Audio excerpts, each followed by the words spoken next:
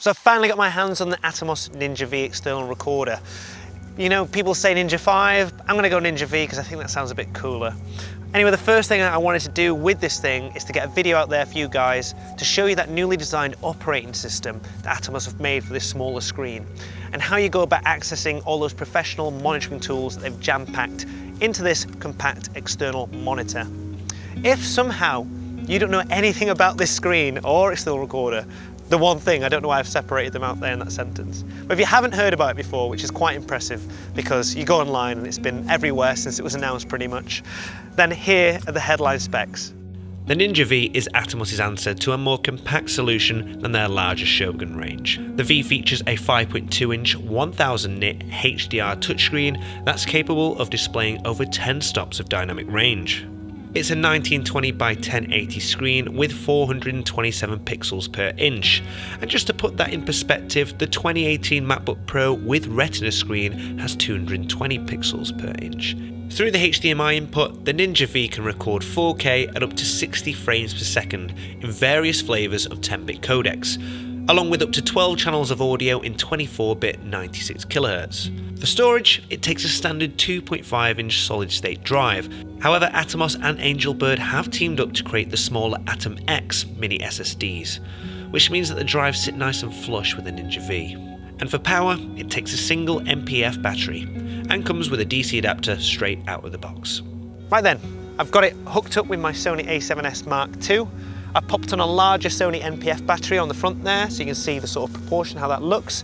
And I've also got a 500 gig SSD drive, which should last me for this filming location. The first thing I want to point out to you guys though is just look at the size proportion compared to the Sony a7S Mark II. It doesn't look weird, it looks in proportion.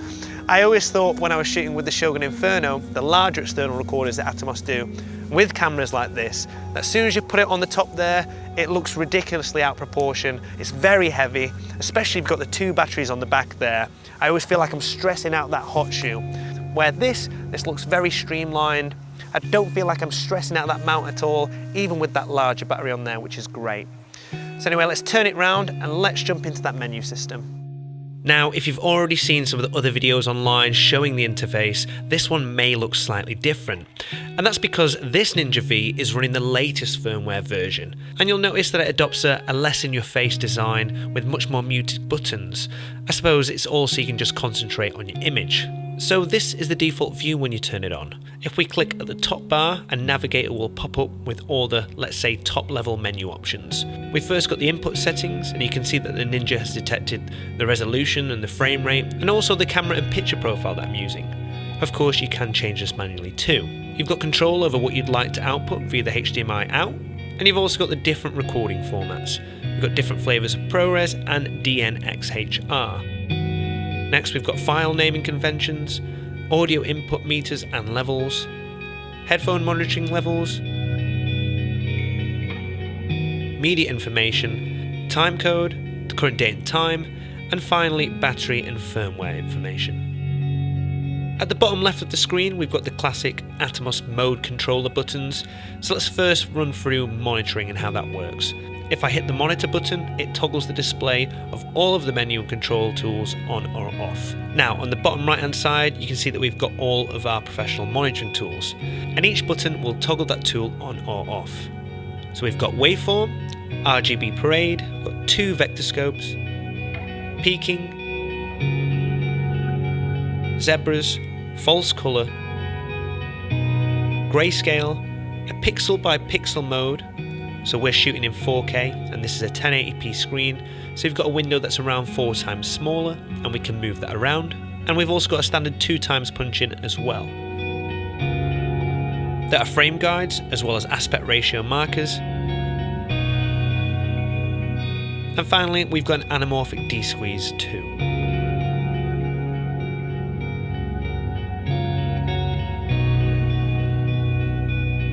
So if we tap on the bottom right button, which has this sort of slider icon, we can then control the settings and parameters for each of these tools. So if we bring the waveform on, you can now see the different controls we have for that tool, and also the different positions where this can be displayed on screen. You can pick your colour for focus peaking, and you can also set the sensitivity for it, as well as that for the zebras too. The Ninja V has 8 banks where you can upload whatever LUT you'd like to use, providing it's the standard cube file. And you can easily switch between displaying the native signal, Rec 709, hybrid log gamma, PQ, or the LUT. And finally, there's some controls to tweak the monitor itself. Okay, so let's record a few seconds of footage, and then we'll switch over into the playback mode. So the Ninja V will turn off and then reboot into that playback mode, much like the Shoguns do, and automatically it'll play back the last shot that you captured. And you've still got all of those monitoring features, same as we did when we were recording. And you've also got the addition of being able to control the playback speed. If we hit the blue edit button, it changes over the tools to the metadata tools. You've basically got the ability to add metadata to each of the shots, and there are a variety of tags that you can associate with that shot in this menu. This is something to potentially save you time when you get into the edit. One thing that you might notice that is missing from the Ninja V's toolset is the Atom HDR button. On the earlier firmware versions, we saw that there was an Atom HDR button on there, but this has now been removed on the latest version. The reason for that, I'm not 100% sure why, but it's definitely something that's worth flagging. So guys, I hope you've enjoyed that whistle stop tour of the Ninja V. I've only had it for today, and already I want one in my kit bag as soon as I can get my hands on one to keep. You know, it's going to be very popular with filmmakers who shoot on these sort of cameras, given its size, its weight, all the features that you get in there. And at this sort of price point, very, very hard to argue with. I'd be pretty worried if I was one of Atomos's competitors right now. Of course, it's going to speak to these sort of filmmakers the most, but that's not to say that you can't use it on any larger video cameras, FS7s and whatnot. The only limitation at the moment is that we have HDMI in and out and nothing more. But Atomos have already shown that they are continually developing and pushing this thing. At IBC this year, they announced the first 2 expansion modules that sit on the back of the thing. One is a NDI module that makes it integrate into an IP workflow. The other one was a wireless timecode sync. What I'm hoping for in the near future is one that adds an SDI input and out, preferably, but input at least, that'd be great, because what that then means is we've now got the potential of being able to put a RAW signal into this thing and recording something like ProRes RAW or Cinema DNG RAW, which is going to appeal much more to those who shoot on larger video cameras. That just then turns this thing into an absolute powerhouse for an external recorder, to be honest, especially at that price point. Anyway guys, I hope you've enjoyed this video. Please, if you've got any questions, pop them in the comments. And if you haven't done so already, please do hit that subscribe button to stay up to date with all of our future content. Thanks for watching.